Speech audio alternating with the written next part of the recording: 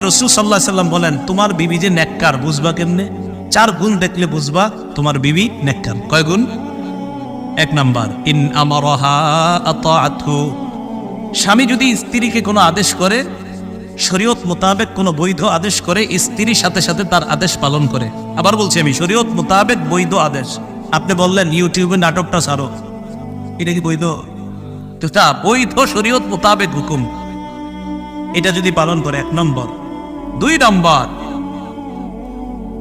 নম্বর, স্ত্রীকে যখন স্ত্রীর দিকে তাকায় স্বামী, ওয়া ইন নাযারা ইলাইহা সাররাতহু, কখনো যদি স্ত্রীর দিকে তাকায়, স্ত্রী এমন একটা অঙ্গ ভঙ্গি স্বামীর সামনে করে যে সাথে সাথে ওই স্বামীর মনটা আনন্দিত হয়ে যায়। সাথে সাথে স্বামীর মনটা কি হয়ে যায়? আনন্দিত হয়ে যায়। 1 নাম্বার, নেককার বিবি তিনি, যাকে তার স্বামী যখন আদেশ করে তখন আদেশটা পালন করে। 2 নাম্বার গুণ হলো, যখন তার স্বামী তার দিকে তাকায় সাথে সাথে স্ত্রী এমন একটা অঙ্গভঙ্গি করে স্বামীর মনটা খুশি হয়ে যায়। 3 নম্বর, ওয়া ইন আকসামা আলাইহা আবাররাতহু, স্বামী যদি কোনো কারণে শপথ করে স্ত্রীর ব্যাপারে, একটা শপথ করে ফেলছে আর কি, এখন শপথ ভাঙলে তো কাফারা দিতে হবে।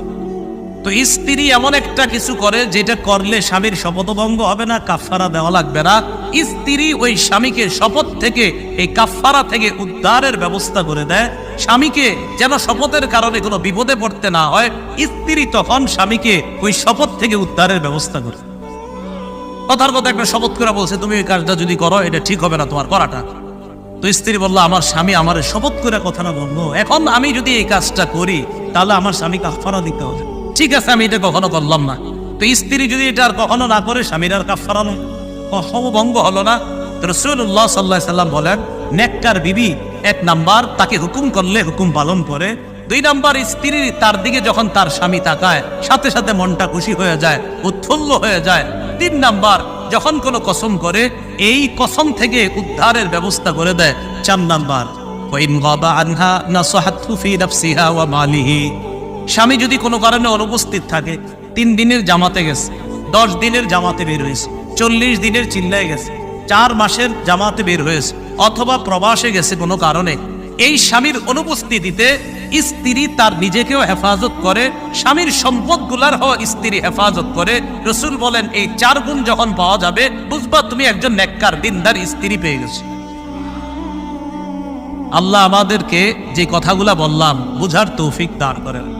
যাদের বিবি আছে তাদেরকে আল্লাহ দিনদার বানায়া দেন, যাদের বিবি নাই তাদেরকে দিনদার বিবির ব্যবস্থা করে দেন। আল্লাহ